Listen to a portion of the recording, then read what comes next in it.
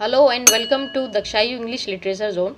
दोस्तों, आज हम बात करेंगे डॉक्टर फॉस्टस के बारे में, जो कि ये एक प्ले है और क्रिस्टोफर मार्लो ने ये लिखा था। सबसे पहले मैं आपको ये बता दूं कि क्रिस्टोफर मार्लो विलियम शेक्सपियर दोनों कंटेम्प्रेरी राइटर थे, दोनों समकालीन थे, एक ही टाइम के। और डॉक्टर फॉस्टस जो है लिखा हुआ क्रिस्टोफर मार्लो का, वो बहुत ही ज़्यादा फेमस है। कोर्स बुक में भी ये पढ़ाया जाता है डॉक्टर फॉस्टस का। और इसका जो पूरा कंप्लीट नेम है इस प्ले का, वो है the tragical history of the life and death of doctor Faustus, लेकिन शॉर्टकट में हम इसे डॉक्टर फॉस्टस के नाम से जानते हैं। दोस्तों, डॉक्टर फॉस्टस का जो ये प्ले है ये बहुत ही इंटरेस्टिंग भी है, आप कह सकते हैं कि बहुत इंटरेस्टिंग है। और ये कहीं ना कहीं हमें कुछ ना कुछ सिखा के भी जाता है, जैसे कि ये डॉक्टर फॉस्टस का जो कैरेक्टर है, ये इस प्ले में प्रोटोगोनिस्ट भी हैं, ट्रेजिक हीरो हैं। मार्लो के इस प्ले में ये ट्रेजिक हीरो के तरीके से दिखाए गए हैं, और he is a contradictory character also. So शुरू करते हैं डॉक्टर फॉस्टस की ये स्टोरी। चलिए शुरू करते हैं। इस प्ले में दोस्तों सबसे पहले कैरेक्टर का अगर जिक्र करें तो सबसे पहले नाम आता है वैगनर का, जो कि डॉक्टर फॉस्टस का सर्वेंट होता है। वो डॉक्टर फॉस्टस के लिए सारे काम करता है, उसके लिए उसको जो भी चाहिए होता है वो करता है। जैसे कि डॉक्टर फॉस्टस है वो बहुत ही ज़्यादा पढ़े लिखे इसमें इस प्ले में लिखे दिखाए गए हैं, साइंटिस्ट होते हैं, बहुत ही अच्छे से उन्होंने सब कुछ पढ़ा हुआ होता है। तो फिर वो कहीं ना कहीं सोचते हैं कि मैं इतना पढ़ा लिखा, इतना सब कुछ अपनी ज़िंदगी में मैंने अचीव कर लिया है, तो अब मैं करूँ क्या, बची ज़िंदगी में मैं अब क्या करूँ।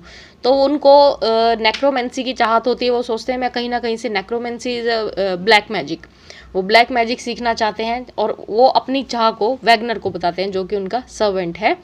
वो उसको बताते हैं कि मुझे कहीं ना कहीं से ब्लैक मैजिक सीखना है और तुम मेरी इसमें हेल्प करो, मैं कैसे सीख पाऊँगा। वो वैगनर से बोलते हैं। वैगनर क्या करता है, अब वो कहीं ना कहीं से ढूंढ के दो इंसानों को लेकर आता है, दो लोगों को लेकर आता है, जिनका नाम होता है वेल्डेस एंड कॉर्नेलियस। वेल्डेस और कॉर्नेलियस वो दो लोग होते हैं जो जर्मन से आए होते हैं, जर्मन के स्कॉलर होते हैं, वेल प्रैक्टिस होते हैं, अच्छे से उनको ब्लैक मैजिक आता है। और वो फॉस्टस को सिखाते हैं, they teach Faustus about the art of conjuring. तो वो ब्लैक मैजिक के बारे में उन्हें फॉस्टस को किताबें ला के देते हैं, सिखाते हैं। मतलब ओझा, जैसे ओझा होते हैं, काला जादू सिखाना, मंत्र तंत्र सिखाना, वो लोग दोनों वॉल्डस और कॉर्नेलियस सिखाते हैं। और जब ये दोनों लोग वर्ल्डस और कॉर्नेलियस उसको ब्लैक मैजिक सिखा चुके होते हैं, तब फॉस्टस अपना कुछ एक्सपेरिमेंट स्टार्ट कर देता है करने के लिए। और वो सबसे पहले मीफेस्टोफिलिस नाम के एक शैतान को बुलाता है अपने ब्लैक मैजिक के थ्रू। मीफेस्टोफिलिस जो है एक शैतान होता है, उसको वो बुलाता है और उससे अपनी ब्लैक मैजिक सीखने की सारी इच्छाएँ बताता है। मीफेस्टोफिलिस से जो फॉस्टस क्वेश्चन करता है, वो करता है सबसे पहले कि ये दुनिया क्या है, ये पूरी यूनिवर्स क्या है, मुझे इसके बारे में बताओ, मुझे जानना है। वो ऐसी ऐसी अपनी सारी इच्छाएं मीफेस्टोफिलिस से करता है। और मीफेस्टोफिलिस उसको उसकी सारी जितनी भी प्रॉब्लम्स होती हैं, बातें होती हैं, क्वेश्चंस होते हैं, उन सब का जवाब देता रहता है। कहीं ना कहीं फिर मीफेस्टोफिलिस से डॉक्टर फॉस्टस पूछते हैं कि मुझे अब इस दुनिया के बारे में बताओ, ये दुनिया किसने बनाई है, कैसे हुआ है, इस दुनिया में ये दुनिया कैसे चलती है। तो मीफेस्टोफिलिस क्या करता है, उसको इस क्वेश्चन का जवाब देने के लिए मना कर देता है। और वो कहता है, मीफेस्टोफिलिस डॉक्टर फॉस्टस को बोलता है कि इस क्वेश्चन का जवाब मेरे पास नहीं है, मैं तो अपने मालिक लूसीफर का कहना मानता हूँ। मैंने जितना तुम्हें बताना था बता दिया, लेकिन मैं ज़्यादा इससे कुछ नहीं जानता, ना मुझे बताना। वो ऐसा इसलिए बोलता है क्योंकि उसको कहीं ना कहीं गॉड का नाम नहीं लेना, क्योंकि वो एक शैतान था। और इसीलिए वो बोलता है कि वो गॉड का नाम ही नहीं लेना चाहता, इसलिए वो उसको यूनिवर्स के बारे में अगर वो बताना चाहता तो बोलता है ये दुनिया गॉड ने बनाई है, भगवान का जिक्र उसमें होता, भगवान ने क्या किया है क्या नहीं, पूरी दुनिया के बारे में उसको बताता। तो और वो इस क्वेश्चन का आंसर देने से मना कर देता है। और अपने जो उसका मास्टर होता है लूसीफर, वो उसका डॉक्टर फॉस्टस को बोलता है कि मैं तो उनकी आज्ञा मानता हूँ, आपकी मैं नहीं मानूंगा। तब डॉक्टर फॉस्टस कहते हैं तो लूसीफर कौन है। लूसीफर वो मीफेस्टोफिलिस कहता है वो मेरे मास्टर हैं। तो फॉस्टस उससे मिलने की कहीं ना कहीं इच्छा जगाता है। और मीफेस्टोफिलिस जाने के बाद वहाँ से चला जाता है और लूसीफर को जाके जो उसका मास्टर है उसको बताता है कि ऐसे डॉक्टर फॉस्टस ने मेरे को ये सब चीज़ें बातें बोली हैं। तो वो मीफेस्टोफिलिस क्या होता है, वापस आता है और डॉक्टर फॉस्टस को एक डील कहता है कि अगर तुम ये सब कुछ जानना चाहते हो और मेरे मास्टर से भी मिलना चाहते हो लूसीफर से, तो तुम्हें एक डील साइन करनी पड़ेगी। तुम्हें अपने आप को, अपनी जो तुम्हारी सोल है वो मेरे मास्टर को देनी होगी। तो डॉक्टर फॉस्टस कहते हैं ठीक है, मैं ये वाली बात तुम्हारी मानने को तैयार हूँ, लेकिन तुम्हारा जो मास्टर है लूसीफर, वो मुझे 24 सालों तक पूरी जितना भी ये ब्लैक मैजिक है सब कुछ ये अच्छे से सिखाओगे और मुझे ये ब्लैक मैजिक की दुनिया जीने दोगे, इसमें तुम मेरी मदद करोगे। मीफोस्टोफेलिस इस डील के लिए डॉक्टर फॉस्टस को मना लेता है और डॉक्टर फॉस्टस अपनी ये डील उनको बता देता है मीफोस्टोफेलिस को, ठीक है मैं भी 24 साल तक, और मरने 24 साल के बाद मीफोस्टोफेलिस डॉक्टर फॉस्टस को बोलता है कि 24 साल के बाद तुम्हें अपनी सोल, अपनी आत्मा मेरे मास्टर लूसीफर को देनी होगी और इसके लिए तुम्हें अपने ब्लड से साइन करना पड़ेगा। लूसीफर के एक पूरा वो डॉक्यूमेंट ला के देता है कि इस पर तुम्हें साइन करना पड़ेगा अपने ब्लड से। और जब भी डॉक्टर फॉस्टर इस पे साइन करने लगते हैं अपने ब्लड से, तो उसके सामने दो एंजल आ जाती हैं, गुड एंजल और बैड एंजल। गुड एंजल और बैड एंजल जब आती हैं तो गुड एंजल डॉक्टर फॉस्टस को ये बोलती है कि ऐसा मत करो क्योंकि ये तुम्हें आगे प्रॉब्लम करेगा, ऐसा नहीं करना चाहिए डॉक्टर फॉस्टस, आप इस बारे में सोचो। और जो बैड एंजल होती है डॉक्टर फॉस्टस को कहती है हाँ हाँ go on doctor Faustus, you can do it, आप कर सकते हैं। तो हमेशा दोस्तों ये सोचा जाता है, ये देखा भी जाता है, हम में से भी हर किसी के साथ ऐसा होता है। ये एक सीख है कि हम सभी लोगों के साथ एक गुड और बैड होता है, हमारी अंदर आत्मा से ही आवाज़ आती है कि नहीं ये सही है, कहीं ना कहीं वो रोकते हैं। और वही सब चीज़ें डॉक्टर फॉस्टस के साथ हुई। जैसे ही वो अपने ब्लड की एक बूंद से साइन करने लगे तभी उनका ब्लड जो है वो जम गया था, फ्रीज हो गया था। और ये मान लो एक भगवान का इशारा था, गॉड का उन्होंने इशारा ये समझना चाहिए था कि कहीं ना कहीं वो उसे मना कर रहे हैं कि ऐसा ना किया जाए। लेकिन डॉक्टर फॉस्टस नहीं मानते हैं और वो उस डील पर साइन कर देते हैं।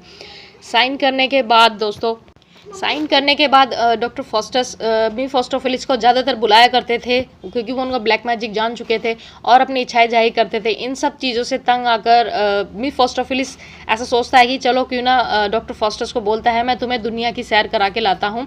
और वो एक बग्गी का इंतज़ाम करता है, उसमें डॉक्टर फॉस्टस को बिठाता है और पूरी दुनिया घुमाने के लिए कहता है। वो कहता है कि मैं पूरी दुनिया देखना चाहता हूँ, डॉक्टर फॉस्टस बोलते हैं, और मीफोस्टोफेलिस उनको लेकर चल जाता है।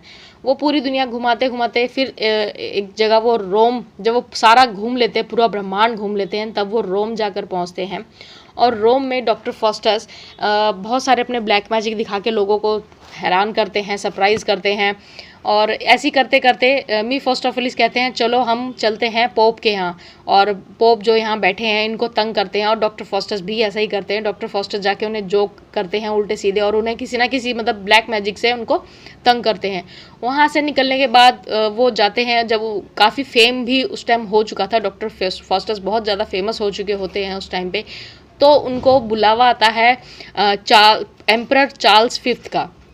एम्परर चार्ल्स फिफ्थ उनको अपने कोर्ट में बुलाते हैं और कहते हैं कि ठीक है, तो हमने तुम्हारा फेम बहुत सुना है, तुम बहुत अच्छे ब्लैक मैजिक तुम जानते हो, तो हमें कुछ अलग करके दिखाओ, हमें कुछ ऐसा दिखाओ जिससे हम भी खुश हो जाएं।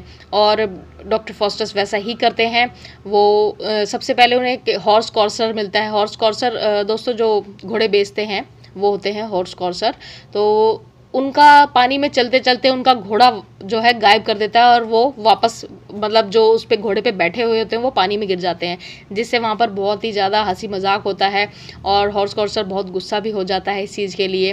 कहीं ना कहीं अपने ब्लैक मैजिक से डॉक्टर फॉस्टस बहुत ज़्यादा मजाक भी लोगों का बना चुके थे, उड़ा चुके थे, अपने आप को प्रूव कर चुके थे कि मैं इतना एक्सपर्ट हो चुका हूँ इन चीज़ों में।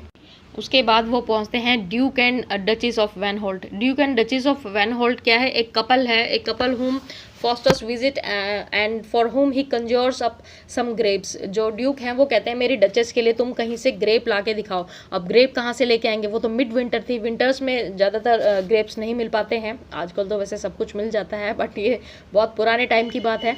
तो उस टाइम वो ग्रेप्स फॉस्टस ने अरेंज कर दी अपने ब्लैक मैजिक से और वहाँ पर भी उनकी वाहवाही हुई। बहुत लोगों ने उनको प्रेज़ किया कि हाँ वेरी गुड, वेरी नाइस, बहुत बोला डॉक्टर फॉस्टस की, वहाँ पे काफ़ी तारीफ़ हुई।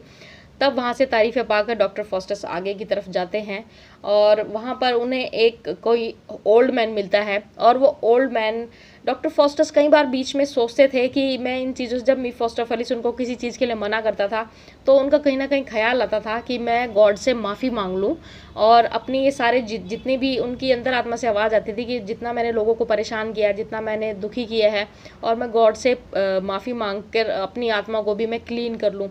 लेकिन जो बैड एंजल और गुड एंजल थी वो हमेशा उनके पास आती थी। गुड एंजल कहती थी कि तुम गॉड से माफ़ी मांग लोगे तो जितने तुमने क्राइम किए हैं, जितना तुमने लोगों को परेशान किया है, तुम्हारी वो सारी जो बातें हैं वो माफ़ कर दी जाएगी। क्राइस्ट तुम्हें माफ़ कर देंगे और तुम पहले से नॉर्मल ज़िंदगी जी पाओगे। लेकिन bad angel did not allow him to do so हमेशा डॉक्टर फॉस्टर्स ऐसा सोचते थे, लेकिन वो फिर से बैड एंजल के प्रभाव में आकर ऐसा नहीं कर पाते थे।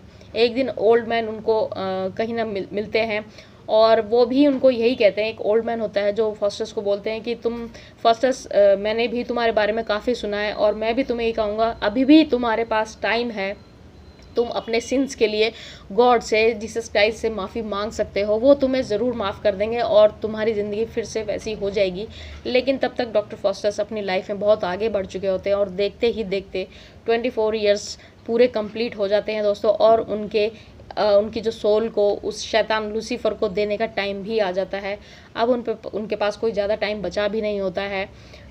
मुश्किल से एंड में 1 घंटा ही बचा होता है जब डॉक्टर फॉस्टर्स ये सारी बातें सोच रहे होते हैं, और तब उनको ये ख्याल आता है कि अब मुझे अपने सिंस के लिए गॉड से माफ़ी मांग लेनी चाहिए, शायद मुझे गॉड माफ़ कर दें। और वो गॉड से माफ़ी मांगते हैं, लेकिन वहाँ भी वो एक डील रख देते हैं। गॉड से बोलते हैं कि अगर आप मुझे माफ़ कर दोगे, जीसस क्राइस्ट की एक ब्लड की बूंद से ही उनके जो सिंस हैं वो बोलते हैं कि मेरी जो सिंस हैं वो माफ़ हो जाएंगे।